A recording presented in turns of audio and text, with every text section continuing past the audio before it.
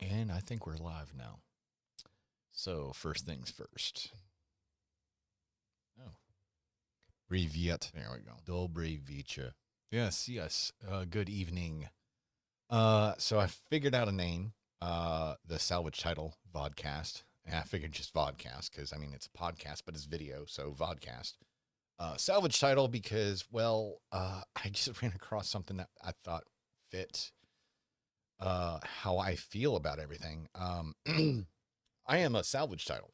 So uh, I am used and abused and to the point that I can't actually uh, be insured by normal people. So, yes, salvage title. Um, so I am on Facebook and YouTube streaming. I was on Instagram, but I went back and looked at the video. I was like, oh, no. So instead of seeing like all of this, you just saw this like right here. And I figured that just would scare people. I mean, this is bad enough just like this. So, um, uh, and I'm hoping YouTube kind of pans out a little bit. Maybe. I don't know. I've never really, no, I did. I used to, so I did have a show years, decades, yes, decades ago. I did NC Sport Bikes TV. Only did like a couple episodes. Just it just didn't feel right. It was talking about bikes. I went to a track day, did a whole bunch of video and stuff like that. I went and interviewed one of the guys on the forum. Uh, didn't really set the camera up right, and it just the microphone didn't pick us up that well because I didn't have a lot of stuff. So I had a video camera, and there was a mic on top of it that was directional, but it just really didn't. You could hear us talking. That you knew we were talking in a actual garage, his garage. So um, I did get a lot of people that recognized me from it, but and they some people asked, "Oh, are you going to do another one?" And I just never did.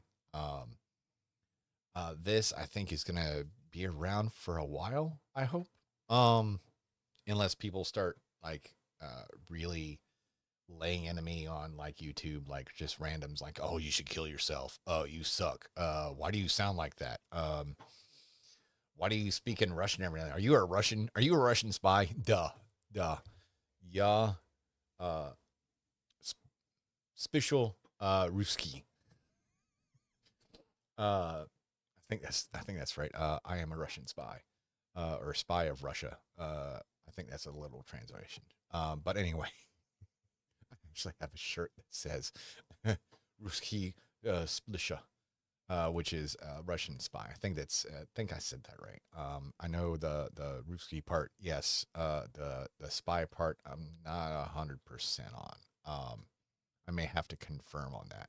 Anyway, um, yes, the Salvage Title Vodcast. So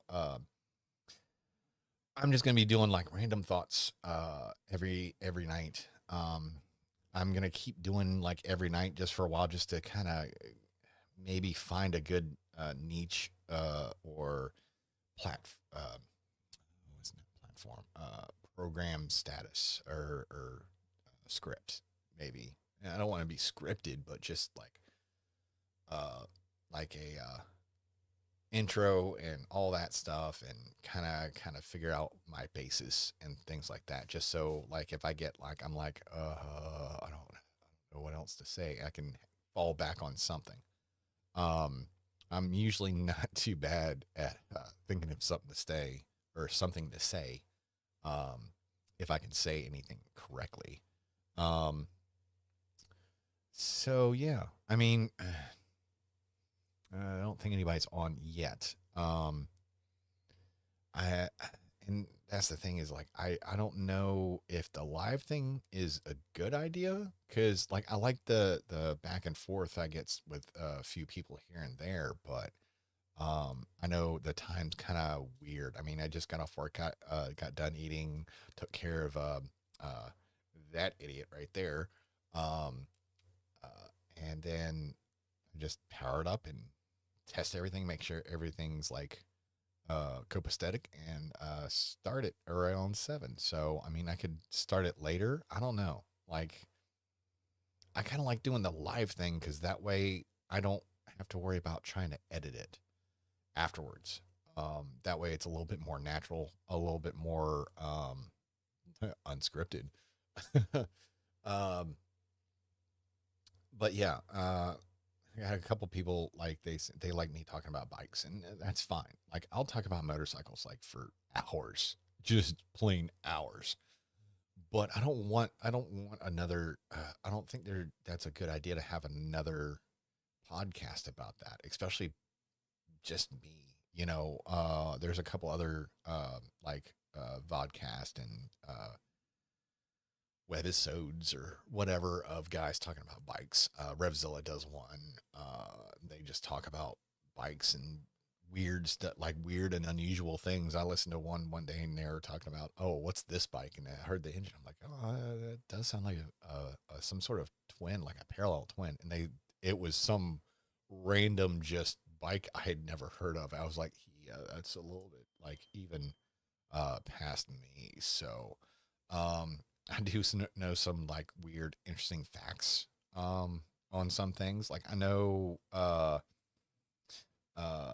somebody said they were surprised that had motorcycles in World War II, and I'm like, well, the first motorcycle was made, like the first mass produced like official motorcycle was 1885. So uh, there there's been motorcycles for a long time. I mean, I don't, I have to look it up, but I remember it wasn't until like the late 1900s, like 1960s, 70s, somewhere around there, where they actually made it um, uniform across all of them. That the right foot was the brake, the left foot was the shifter, left hand was clutch, and right was brake and throttle. Because for a while, left foot was the clutch, so you would use, just like in a car, you would use that, and then there was an actual hand shifter to power through the gears, that you had to take your left hand off the handlebars and shift it. I mean, I'll ride around with like one hand off the handlebar and just cruise around, I'll even upshift and downshift without using the clutch and my left hand on my leg and stuff like that. But I couldn't imagine like actually having to do that like all the time. Like, I think it'd be cool to try it, but I think I would get confused really easily. Um, I know sometimes I still shift backwards because I did have a bike that was I set up for the track, so it was GP shift, which is pretty much opposite. So usually it's one down and then up to neutral and then up the rest of the gears. Well, GP is you click one up for first and then goes down for neutral and then down for all the other gears. So it makes it easier when you're in a turn, like going into the turn and you have to upshift, coming out, you can hit down instead of putting your foot underneath and possibly grinding your foot off because you're so low to the ground. Um, and when I switched to that bike, it just felt right, I still catch myself even on, and that was like 3 or 4, I think it was 3 or 4, maybe 5 bikes ago. And I still sometimes shift the wrong way, just not thinking. And then sometimes I'm just an idiot, find a false neutral between a gear and rev it up. And I'm like, oh, whoops. So, I was kind of hoping for some chat tonight. I guess not. All right, guys. I know some of you watch it afterwards, and that's fine. Still, uh, kind of just blah. Um, I'm at peace most of the time with everything, but I don't know. Today was a little bit more troublesome. I don't know. I guess we were busy at work, but not really, and had more time to think. and sometimes it just hits me a little bit more than other days. And I know I should, like, I don't know. I read something where you distance yourself from everything that reminds you of them, and things like that. But like, how do you actually do that? Like, my brain attaches so much to somebody, uh, just I'll be driving and like see something and it'll right there, or uh, listening to a song or something, and the way somebody says something in the song, boom, right there. Uh, I mean, it's and that she did that a lot. Pizdец, pizdец, pizdец. Yes, yes, pizdец. Um, hmm, yeah. So today was the second day of our new multi-point inspection app, I guess, because they give us phones to do it. I can't. I just can't do it on the phone. It's a like I said, it's 14 iPhone 14, not a Pro, not a Max, nothing. So like I'm sitting there like trying to read it and like trying to scroll, and I'm like, I can't. I just can't. So I only use it for the video portion. I got my laptop and my 32-inch monitor, which is actually a Fire TV, hooked up to my laptop, and use that for the app. Just use it on the website. And it's a little bit better for me, but still, I have to go from my computer to the shop computer to use the CDK, the RO writer section, to actually write the story for the car, like for the work order or repair order. And I've already written it once, and I can't just copy and paste it because I can't pull up CDK on my computer, and it's too much of a hassle to pull that up on the shop computer because it's you pull it up under your name, so nobody else can use it for their stuff. So they'd have to log me out all the way, log themselves all the way in. It takes like a couple minutes each time. So it's just so many extra steps. I mean, maybe they'll add some feature to it where we can, makes it easier. I don't know. It's still like growing pains, new system. Everybody's like, oh, this sucks. This isn't like the other thing. And, we can't do like our normal job because we have to figure this out. That's the way it is. It wouldn't matter if it was like the perfect app, you know, people would complain. And once some people start complaining, everybody starts complaining. So mass hysteria. Uh, but even past that, like I think the work's kind of slowed down a little bit. We don't have as many appointments as we usually do. So, and then everybody's trying to figure out this new system, trying to figure out how to work it and all that. So it just takes longer to get to the point of selling the recommended work or the needed work. And then once it gets sold, like, oh well, we don't have the parts in stock, so we got to order them. It's after the cutoff time, so now they're not going to be here until 2 days from now. So it's just everything keeps getting pushed back. So it's just frustrating. Um, I try to open mind, try to stay positive.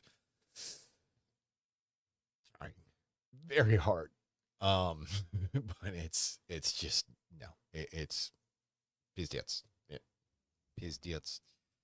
And a little bit of Pizdits nahoy blat. yes. So yeah, because of that, it's like figure the car out, diagnose it, put my story in, recommend the parts, goes to parts, and then I sit there and wait. And there's no other cars to bring in, so I'm just sitting there waiting. And when I'm in waiting, my brain's like, oh, we don't have to think about anything in particular, so we're just gonna start throwing shit at you. And yes, of course, bad stuff and good stuff. pops in my head, and I get frustrated very easily. I like the good memories, but at the same time, it's like it's not going to happen again. Not with them. Um, I know. There's the point of like somebody. There might be somebody else that comes around and is better. You know, I don't know. Like I don't see it. It's hard for me to see that. You know, a lot of times I can. What is not not fortune telling, but just kind of get a feeling of what's about to happen, good or bad. Kind of a idea, but this is just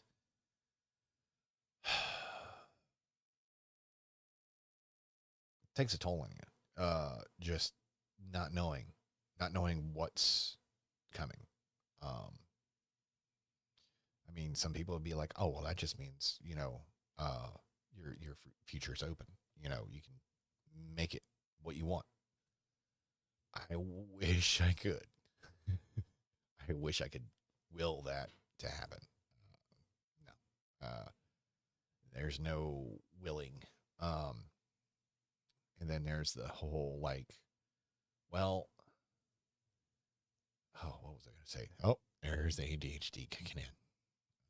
Uh, let's see.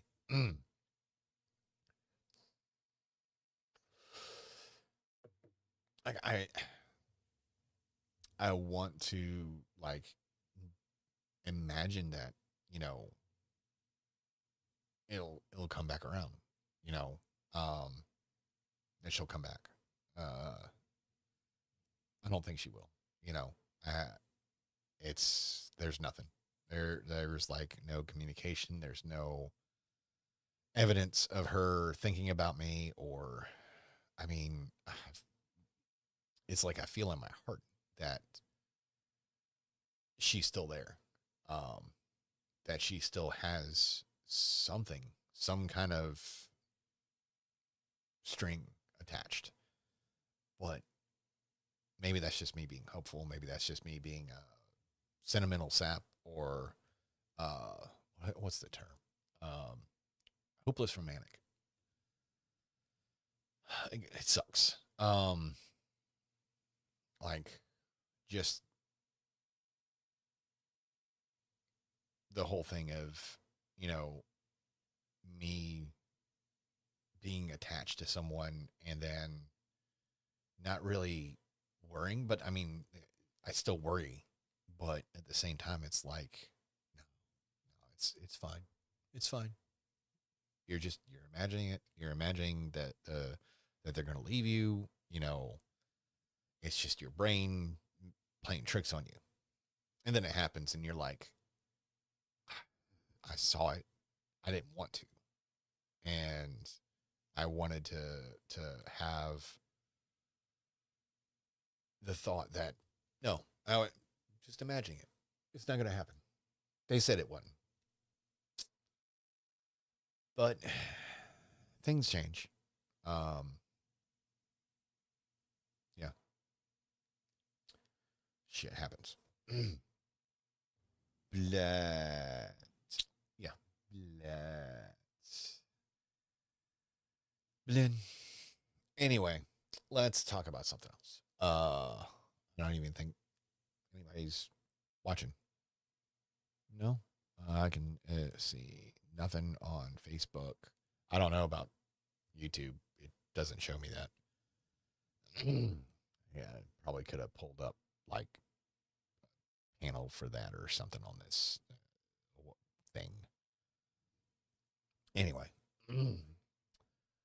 Oh, there's something else. Oh, let's yeah, work. And then here. Yeah. That's pretty much my day.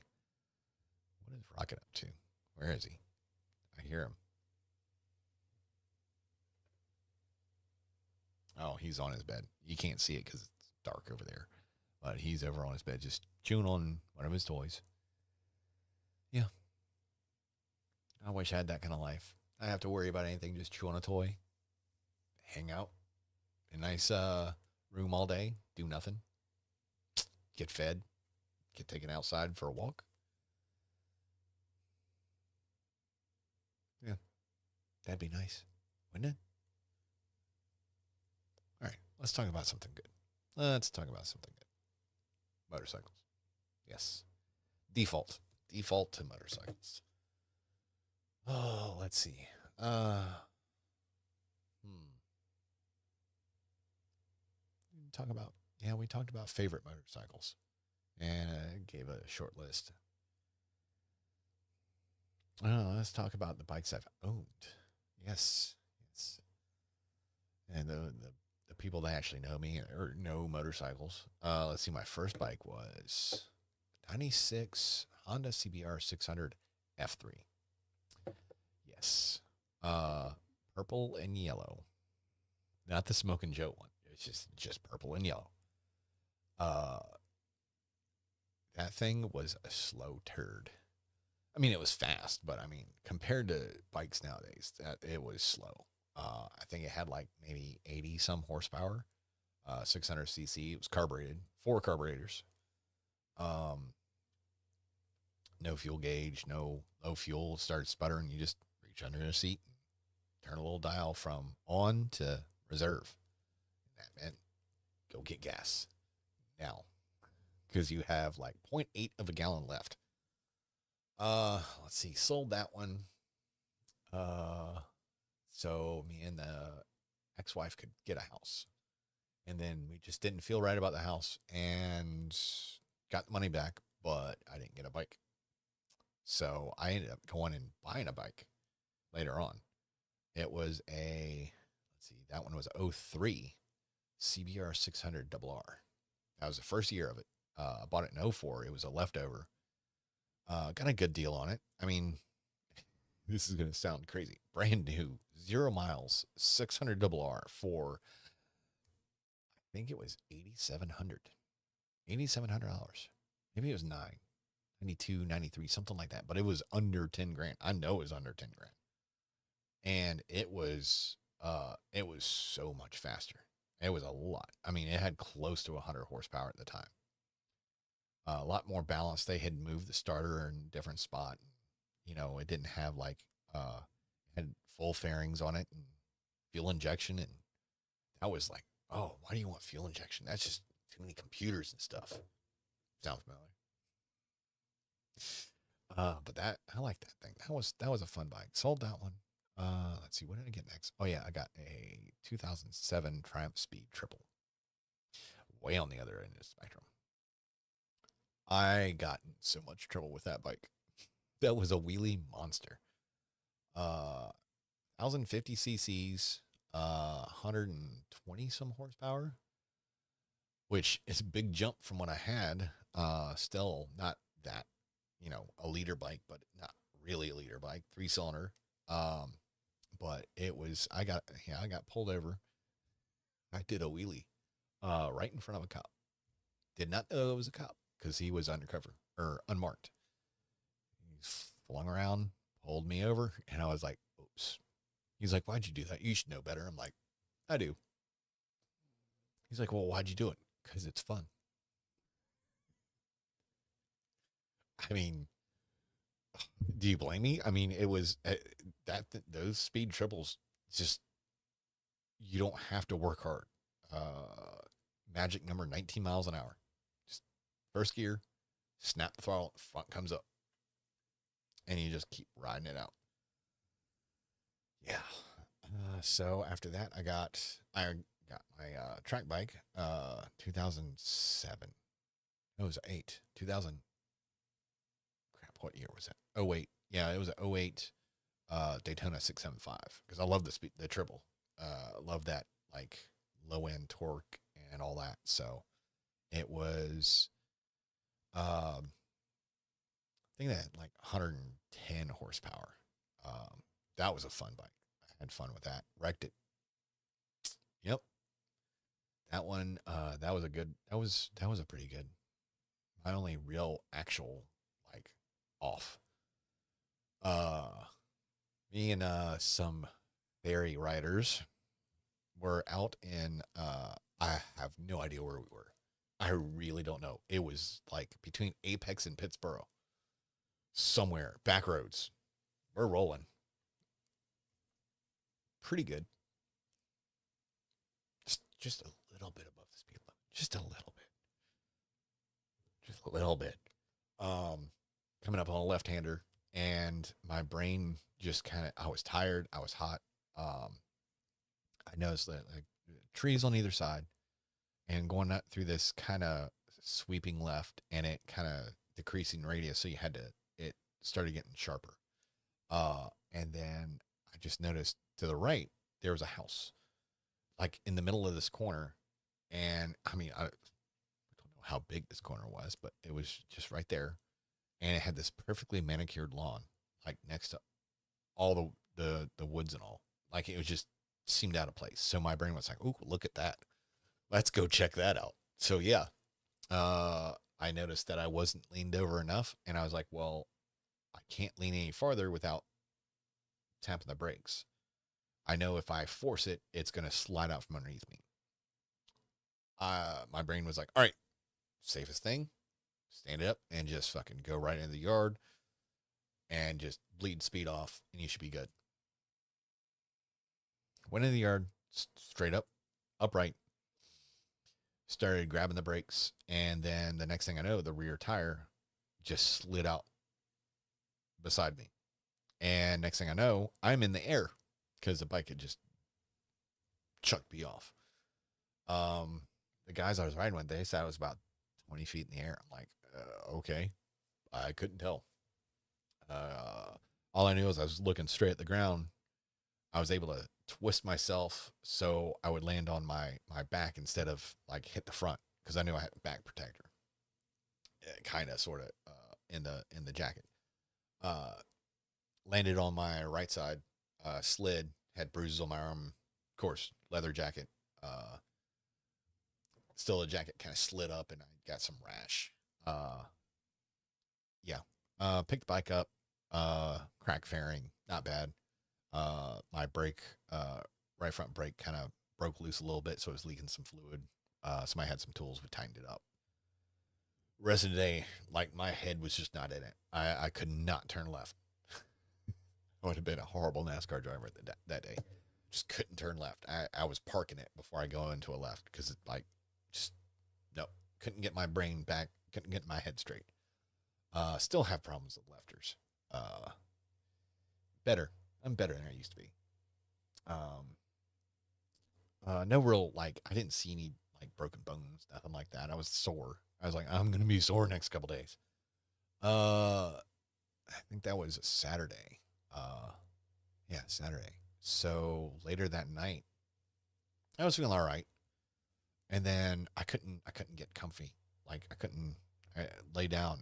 Like my side was hurting right here. I just couldn't, like, no matter where I turned, it hurt. I was like, "Oh, this is not good." And it was like just felt like somebody was shoving me with a hot poker. So I debated just over and over for like an hour. Like, I don't know what to do. Like at the time, my wife, now my ex-wife, she was in yeah, basic training, or AIT at the time, and I was there with my dog, not that dog, two dogs ago. So I don't know what to do. Like I don't have I don't know, like, if I should go to the ER. I had TRICARE at the time, but I'm like, I don't know. I don't know who to ask. And it's like 2 o'clock in the morning. So I was like, screw it. Threw some shorts on, my slippers, got in the truck, went down there, like got there, still had to wait like half an hour. I was just walking around. I couldn't sit. Like I could not, like it just hurt so bad. Uh, they took my temperature and all that, and they're like, well, where's it? I'm like, right here. Like, I don't know. It feels like somebody's got a hot poker just shoving it right in my kidneys. And they're like, really? So they did a CT scan, CAT scan, one of those two. I can't remember. When was that? Oh, 2014, 2013, something like that. a while ago. Um, so they took me in there and had me take off my shirt, and they're like, oh, where's all those bruises come from? I'm like, oh, I was in a motorcycle wreck yesterday. They're like, well, why didn't you lead with that? I'm like, I it hurt. I don't know. Like I didn't think it was related. Apparently it was because I impacted on that side so hard that it dislodged a kidney stone, and that was where the pain was coming from. So that was my first kidney stone, and I do not wish that kind of pain on anybody. Um, yeah, so that nice little story right there. Um, my next kidney stone was when I was living in Hawaii. No reason, just started, and that sucked. Same side. So apparently, if you have a kidney stone in that side, that's the one that's always going to have one. Last time I had one was 2019. Yes. So might be time for another one. I hope not. Oh God, I hope not. Anyway, so that was, let's see, that's my fourth bike. Fourth bike. So moved to Texas. Picked up a KTM 450 SMR. That was fun. When it ran, KTM. Uh, yeah. Little supermoto dirt bike, pretty much. It was never meant to be street legal. It was track only. But I got lights, put lights on it, horn on it, all that. Got it street legal in Texas. Then we got orders to move to Hawaii. So I was like, all right, well, I'll sell the track bike because I don't think I'll be able to use the track bike on an island. I'll take the supermoto. That'll be fun. Cool. Got to Hawaii and they won't let me title it. They're like, oh, it was never a road bike. Well, I have a Texas title saying it different. They're like, oh, it doesn't matter. The original didn't ever have a title, so you can't title it in Hawaii. I was like, okay, so sold that to some guy that lived on the island, but he also lived in Seattle and Washington. So good for him. Then picked up a 2007 Triumph Speed Triple.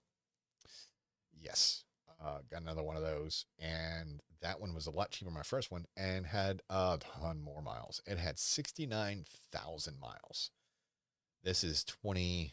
What is that? 2017, 2018 when I got that, and it was it was 2016 when I got that. That's right. And so it was 9 years old. He was the original owner, and he rode it 70,000 miles on an island. And I can see why, because like you could ride every day, all year round, and perfect weather. Had to do some work to it. It had some rash on it, had to adjust the chains because it was off a little bit. I liked it, but I was like, I want something. I've already had one of these. I want something different. So I was able to get a deal on a 2017 Ducati hypermotard. Why am I blanking on the number on that? 939 939 SP. Ducati dealer on island wanted retail plus a whole bunch of money because, well, this is the only one we're going to get. And I was like, you can suck it. Found a dealer in Washington State. Wait, Washington or Oregon? Washington. It was Oregon. Anyway, one of those two that would sell me a brand new one for their demo price and ship it to me, all for less than what retail was on one on the island. That was, I couldn't pass that up. So got that, had loads of fun with that thing on the island. That was the perfect bike for that. Kept that one for a few years. Once I got to South Carolina, I didn't ride it because I didn't ride it in Virginia because those people are just scary. South Carolina wasn't better, so I sold it in South Carolina. And did have a bike for a couple years. Finally got my like now my Ducati Street Fighter 1098. I've been wanting one of those since they came out in 2009. Finally got one. I love that thing. That thing is just it's dry clutch. Oh, sounds like someone shaking marbles. Sounds like it's broken. It's a Ducati, so it probably is. Um, had the Termies already on it, so it's loud, but the clutch is still louder than the engine. Imagine that. But that one's fun. I like that one. It's a good middle of the road bike. Still kind of sport bike esque, but a little bit upright, so you're not like hunched over, old man, back hurting. Still does, but not as bad. Um, but yeah, I like that one. I want to get another one, but I'm not getting rid of that one. I've been wanting one of those for way too long. I wanted one so bad that I ended up trying to build one because it's what I do. I come up with weird solutions to problems. Sometimes they work, and sometimes they do not. That one did not. So I bought a frame, bought a swing arm. Did I? Yeah, I got the. No, I didn't get that one yet. And then had a whole bunch of spare parts and stuff like that. And it just no. The engine was going to be about as much as the bike was. Then I had to get the ECU and all that, so much stuff. It would end up costing me like 4 times as much. Thinking about going over to adventure bikes. Yes. Yes. I like them. I do. Because it's so an adventure bike is like a dirt bike on steroids. So you've got dirt bikes that are usually like 250, 450 cc. Um, and then they're mainly just for the dirt. And then you've got adventure bikes, which are those, but a little bit bigger with a bigger motor, a little bit more travel. And then so you can go on road and off road with them. Can't do like a lot of the same stuff as dirt bikes. Close to it though. I like them. Like I'm leaning to getting a BMW R 1200 or 1250 GS A, which is their adventure bike. Uh, they also have because I remember Hunter, you're a short little dude. Those things are tall for me. So they also have the R310 GS, which is a little bit smaller. I think they made another one later. Another one is I think KTM had a 790 or 780 adventure bike. I've been telling you to use that voice for 30 years. I'm loving this. Thank you. Yes. You don't know how many times I've actually heard that. I mentioned it one other time that people told me you have a really good radio voice. You sound like you should be on the radio. And then yeah, come to find out that's like a way of saying you're ugly. So I'm fine with that. Um, a lot of people have said I've got a good voice. I know I know what it does to you, ladies. Uh, Tenere 700. Yes, those are awesome too. Uh, probably okay. All right. Trying to do two things at once. Oh, my brain's going just insane right now. Tenere 700. Yes, those are nice. I'm trying to think of other ones. Like I've just really recently got into the adventures, and I just whenever I start looking at something, I go all out. Like let's look at the best thing I can get. BMW R 1200. Then they have the R 1300 now. Oh God, those things, whew, big money. It's like the later you get on the BMW line, the more cooler stuff you get. You've got like cruise control, like good cruise control, ABS, traction control, right, a whole bunch of rider assist stuff, GPS. Just they're just decked out. Um, but yeah, adventure bikes are cool.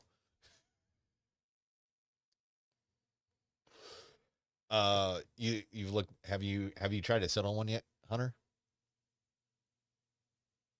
I can't remember the Tenere. I like the idea of the but same on the way. Yes, they are a beast. Those things are beasts of a bike. But if you ever like YouTube, we're on YouTube, so look up some of the cool stuff that some of the adventure guys do. They have like this competition where they it's like a race where they go over like obstacles and stuff, and the weird stuff they have to do. It's like they have to go over this like a telephone pole type size thing, and they go up, they hop the front tire over it, but the rear tire's on the other side, and they have to straddle it. So it just kind of goes down that thing sideways.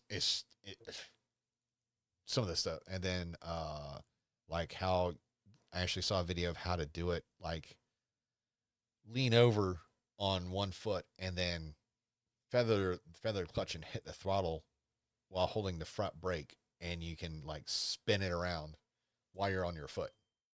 And I was like, yeah, I would immediately dump that and break my ankle because I am skilled like that. I like yeah the 1250s and I like the BMWs because the engines they use on those are like the old classic antique BMW. So it's the horizontally opposed two cylinder. So you got these two freaking just massive cylinder heads sticking out on either side. So it balances pretty good. And it uh, has like a gyroscopic effect almost. So it keeps the bike kind of level a little better. Um, Ducati Desert X. Oh, that's the scrambler. Yeah, those are pretty cool. I think they got two. I don't know the Desert X if it's got the smaller engine or if they have the bigger one in it because they have two scrambler series now. Smaller engine, which is very, I call it very entry level, and then the bigger one's just medium esque. Uh, I think it's still a single cylinder, but they're pretty cool. The Desert X, it's just lifted a little bit, better suspension and graphics and stuff.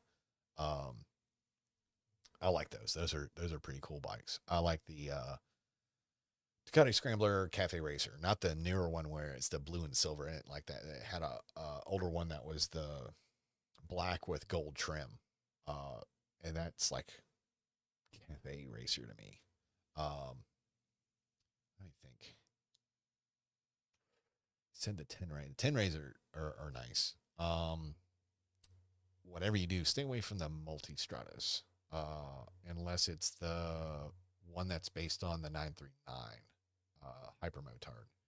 Uh, that one's actually pretty cool because it's hypermotard 939 that's just lifted more. Um, and that's another thing. The adventure bikes, you can, if you want to get something that's kind of close to adventure but not quite there, look into like the some of the dual sports. The dual sports are like right there at the cusp of an adventure bike, but still on the dirt bike side. So like the old DRZ 400S. Uh, what else? I'm drawing a blank on all of them, but like there's a bunch of them that are like the dual sports. Honda made one that was like a 450 at one time, and they still had the knobby tires like an adventure bike or a dual or a dirt bike, but they're dual sports. So, and then I've seen a lot of guys kind of make them into like a small adventure bike, and that's all an adventure bike is a dual sport bike. But they put it the adventure part is like so you can take like long trips, so you can adventure everywhere. And that's what I like about the BMWs. I think there's what is the Honda one? There's a Honda one that's really freaking cool. African Twin. Oh, the thing is pretty badass. Um, not really much of a Honda guy anymore. I'm a little bit what do you say? Snob, bike snob. I like Europeans. I like the European bikes. BMWs, Ducati, Aprilia, Moto Guzzi. Um, yeah, I like those. KTM, of course. Uh, Husqvarna, which is KTM. I just don't like the Husqvarna colors. The blue and white or blue and yellow. I just don't like the blue combination. I like the old KTM colors, the orange and black. That's a KTM to me. Kill the mountain. MV Agusta. I sold those when I worked at Madison for a little while. Sold those. I don't know if it's changed. I think it has a little bit. It's gotten a little bit better, but MV Agusta is like they didn't have like a distribution center here in America. So whenever we had to get parts for the bikes, they would come directly from Italy, and it took forever. Like we needed a bolt for a bike, and it took 3 weeks just for one bolt because they didn't share anything with any other bikes. But the MV Agustas, those are nice. Triple engines. A lot of them are triples. I don't think I'd ever own one of those. They're a little bit too unique for me. Uh, I would probably own an Aprilia, not the like the RSV4 or anything like that. They had get the letters SXV or SVX, 450 and 550. Probably the 550. So that was a Super Veloce 800. Oh yeah, yeah, that's nice. So another bike that I like, which I don't know why I like it, but it's the Indian FTR or something like that. It looks like a cruiser, but it's more sport bike. Oh, damn thing looks good. They had one up at Team Power Sports in Raleigh. I sat on it. I'm like, it's not bad. I didn't like where the pegs were. They were too far forward for me. But the Aprilia SXV, SVX, I'll get into Buell here in a second. Hold on, buddy. I'll get to it.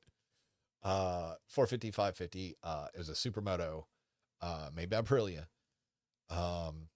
Had a V twin, and oh, those things sound so nice. But they only had them like a couple years, and then they couldn't sell them because they had this 0708s had a really bad issue of the engine leaking because they used the wrong sealant for the case. So it was a very expensive job, and nobody wanted them. So you could pick them up cheap. Now they're still kind of cheap, but they've been fixed. Buell. Oh, I miss Buell. Like I like the original Buell. Like my ex-wife, she had a Buell Blast. That thing was you couldn't kill that thing. 500cc single cylinder, heavy. I swear it weighed like 700 pounds. It had like 6 horsepower. Her Grom was faster than that Buell, but it was a damn tank. We were riding back from a friend of our house, friend's house out in Youngsville, and I was on Daytona at the time. She was on Buell, and I got a little ways, and I was like, "Where is she?" So I pulled over, and she called me. Yeah, Harley roots. Yeah, back when Harley still owned them. So come to find out, the remember single cylinder, the exhaust pipe that comes out the cylinder goes underneath the bike to the muffler, had broke off, had broke the pipe itself, had just vibrated apart right at the head. So it was just shooting flames at the front. And they didn't make like OE parts for them anymore because Buell had already kind of ceased to be at the time.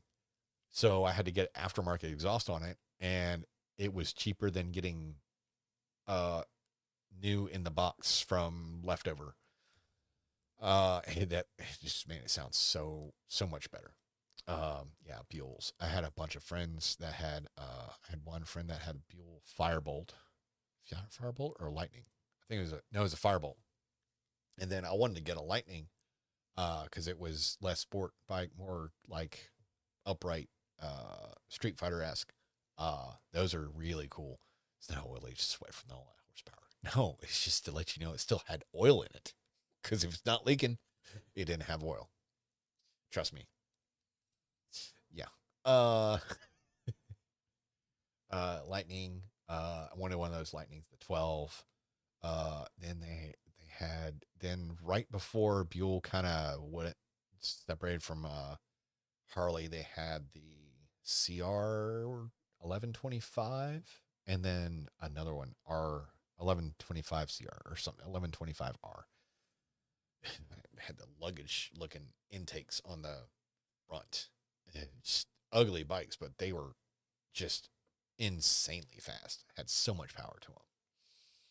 Then Buell left, and they came back as EBR. I think Eric Buell Racing. And they had like I saw those when I was in Texas. I saw one of those, and it looked really cool. And then left again. They poof gone. And I think they're back again. I think this is like the fourth or fifth time they're back. I haven't seen their bikes for sale.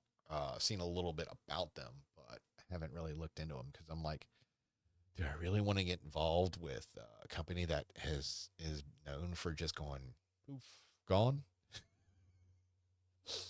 I mean, at least with Ducati, they're owned by Volkswagen, so the worst thing that can happen is they can get a big recall for uh, faking out emissions.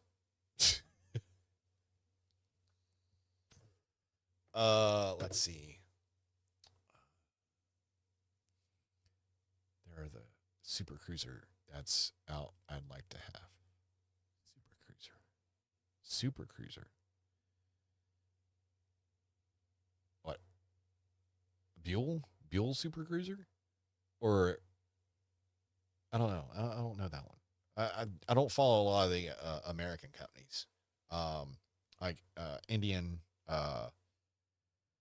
Buell. Whenever they show up, I get kind of excited hearing about them, and then I'm like, oh yeah, okay, so it is a Buell Super Cruiser.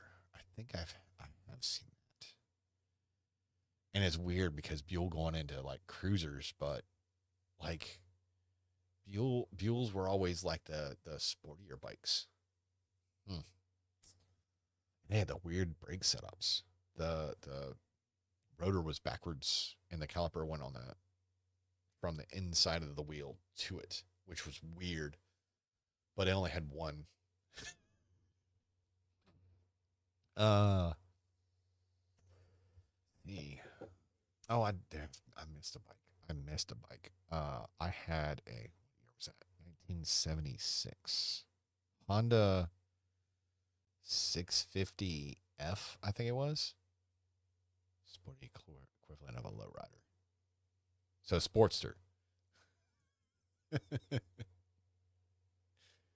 uh, that's that's the terms I would understand. Like I know Sportsters, I know a lowrider, but a sporty equivalent. So it's still got the no. I think I pissed him off. So it's like a lowrider. So it's the I know it's not a hardtail, but it's probably a soft tail, but the back end's lower, but it's still kind of got the sportier front end of like a Sportster, right? I'll have to look it up later. I'm intrigued a little bit. I'm always intrigued at what Buell comes up with because he comes up with some weird stuff. Yes. Okay, I was right. Okay, because I remember on the old Buells, like the Blast, the oil tank was in the frame. That's a weird place to put a oil tank. That's like custom chopper stuff. And then the fuel tanks, some of them were like underneath the seat. Just weird. The suspension much nicer with fuel. Yes. Yeah, I have to agree with that. Uh, Even though I love my Olins. I love Olin stuff. Even though I gotta get mine rebuilt. It's a Ducati. Uh, Something's always about to break or is going to or is broken. At least it sounds like it. But it's fun. Oh, bikes are so much fun. Oh, I want to go ride now. Hmm. Yeah, it's way too late. Oh crap! It's almost been an hour. Oh, see, you start getting me talking about bikes. I'll talk all the damn night. Oh, let's see, bikes, cars. I haven't really talked about cars that much. Cars are boring. Most of them are. Most of them are. Yes, yes. You were right on that. Ducati with the motocross bikes. Oh, I'm so intrigued. I still kind of want one of the new hyper motards, the single cylinder hypers, the 698 or 598 or something like that. So it's just one cylinder. Yeah, Triumph's getting into it too. They did really good with their Moto 2 stuff. That 765. I missed the 675, but that 765's a pretty badass motor too.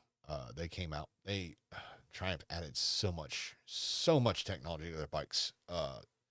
Being involved with MotoGP or Moto 2, um, and now they're getting into so many. Let's see, Ducati, Triumph. I think there was another company that was supposed to start getting into motocross too, but I can't remember who it was. Maybe it was just something I one of those April Fools things. April Fools, they always post up weird stuff and then it kind of lingers for a few days. Yeah, Triumph. Hmm. How could they do a 3-cylinder on a motocross? 200, 250, 450 cc 3-cylinder. That'd sound great. Oh, I do love the sound of Triumph. That whistle. I love that whistle too. But that L twin on that Ducati, oh, people are like trying hard to convince my niece to race. Yes, do it. Start them young, so they go ahead and break all their bones to begin with, so they're stronger. I wish I could have gotten into it, like racing and stuff like that when I was young and in my prime. Instead of getting into it when when I was pushing 30. Actually, I was in my 30s when I started getting into track days and stuff like that. That's why I had 42 on my. That was my number, is 42. Not only is that the answer to life, universe, and everything, it was also the age that I wanted to be by the time I wanted to be on a televised race and be riding in it. Didn't happen. Wife joined the army, and I was turned 42. And where was I? 6 years ago. Hawaii. I was in Hawaii. Yeah, I know tracks in Hawaii. Hawaii is a track. Want her to beat the boys? Yes, she probably would. She probably would. Do it. Get her a little dirt bike. Get a little. Do they still make PW50s? Get a little 50. Get one in China bikes. Just make sure she didn't lick it because they're probably painted with lead. Oh, oh, it's been an hour. Holy crap! It really I lose track of time when I start talking about bikes. I like I've ridden a bunch. Like I've owned a bunch. I've ridden some. I've ridden a Sprint, Triumph Sprint 1050, which is like a speed triple, big enough to 80. Yeah, they still do 80s. Yeah, yeah. I think I've seen some 80s. KTM. Get the orange and black going. No, Honda, Yamaha. Uh, stay with the one of the big three, big four. Uh, Honda, Yamaha, Suzuki, Kawasaki. Just stay with one of those. The Jet bikes, one of the most reliable ones out there. You start getting into like the KTM's, you're just gonna get broke. You're just gonna go broke. Trust me. some of the newer ones are a lot more reliable than they used to be, but the older ones and like the dirt bikes, you have to rebuild them all the time, and like hopefully you do it right. Yeah, like I get kind of just like, oh, like that supermoto I had. You're supposed to rebuild the do valve adjustments every I think it said like 3 hours or 5 hours or something like that. So it came out to be like every 300 miles, like every other couple tanks of gas, I had to take the valve cover off and make sure the valves were good. And I was like, what? Oh, it's a race bike. That's right. Yeah, no more race bikes. No more dedicated race bikes. Like I'll make a race bike, but I won't buy one that's that maintenance intensive. I still need to do a belts on my Ducati because my like belt was slipped because it's timing belts for the valves. I don't know why Ducati did that. Maybe just something else to break so you go to the Ducati dealership, get your bike fixed, and sip on your cappuccino latte. That's why I set up a Caribou because I'm like, just let it sit there in its environment near coffee. Maybe you'll like, oh, I'm in Italy. Okay, I'll be good. Oh, all right. Yeah, I think that's enough for tonight. Oh, that's a good one. Yeah, talk about bikes for most of the time. Talked about some other stuff too. Uh, yeah. I'm gonna see how well it does on YouTube. Definitely gonna keep it on Facebook. Just because it's easy. Like set up this OBS software and just does Facebook and got a little chat for Facebook. I don't know about YouTube. It doesn't have. I don't know if there's actually anybody's chatting on or making comments on YouTube, or if anybody's watching live on YouTube.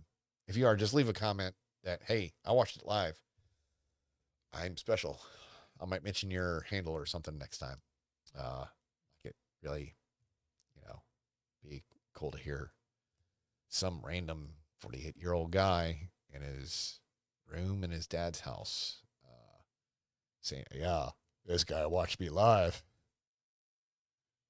I'm horrible. This guy's even worse because he was watching me." All right, that's it for tonight. See you tomorrow night.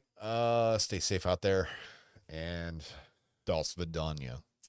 yep, polka polka, divide divide. Peace out. Oh, but it's over here.